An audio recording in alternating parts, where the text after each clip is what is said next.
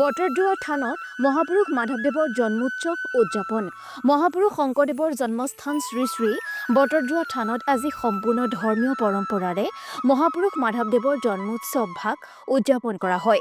মাধৱদেৱৰ জন্মোৎসৱ উপলক্ষে পুৱা তাল কোবোৱা আইসকলৰ নাম খোল প্ৰসংগৰ পাছতে ৰাজ্যখনৰ ভিন্ন প্ৰান্তৰ পৰা অহা প্ৰায় ৭ শতাধিক ভকত বৈষ্ণৱৰ উপস্থিতিত দুপৰীয়া কীৰ্তন অনুষ্ঠিত হয়। দুপৰীয়া কীৰ্তনত মাধৱদেৱৰ জন্মোৎসৱ উপলক্ষে অন্য কীৰ্তনৰ লগতে কৃষ্ণ সূৰ্য ভলন্ত উদিত শীৰ্ষক কীৰ্তন ভাগ পৰিৱেশন কৰা হয়। উল্লেখযোগ্য যে মহাপুৰুষ মাধৱদেৱৰ জন্মোৎসৱ উপলক্ষে বটদ্ৰৱাৰ কীৰ্তনঘৰ, উত্তৰ পদশিলা, দক্ষিণ পদশিলা আৰু দৌল মন্দিৰত শ শ ভকত বৈষ্ণৱ উপস্থিত হৈ নৈবেদ্য, শৰাই, বন্তি আগবঢ়োৱাৰ দৃশ্য দৃষ্টিনন্দন হৈ পৰে।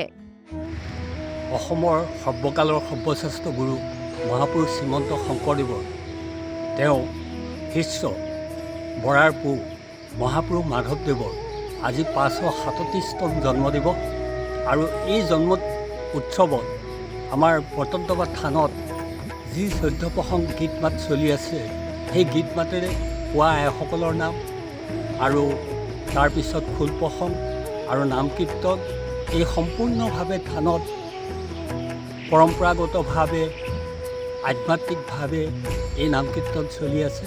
গতিকে মহাপুৰুষজনাৰ এই পবিত্ৰ জন্মদিৱসত আমি ভকতসকলে সকলো অসমৰ ৰাইজলৈ আমি আন্তৰিক অভিনন্দন জ্ঞাপন কৰিছোঁ আৰু লগতে আমি সেৱা জনাইছোঁ গুৰুজনাৰ শ্ৰীচৰণত, যাতে অসমৰ পৰা অপীয়া অমংগল দূৰ হওক, অসমখন সুন্দৰ হওক।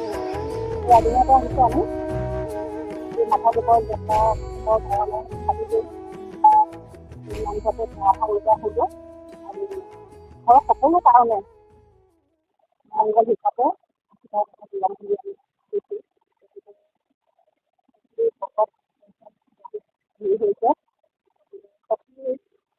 সকলোলৈ আমি মংগল কামনা কৰি নিজেও ভৱিষ্যতৰ দিশত কাৰণে ভগৱানৰ ওচৰত সেৱা ল'বলৈ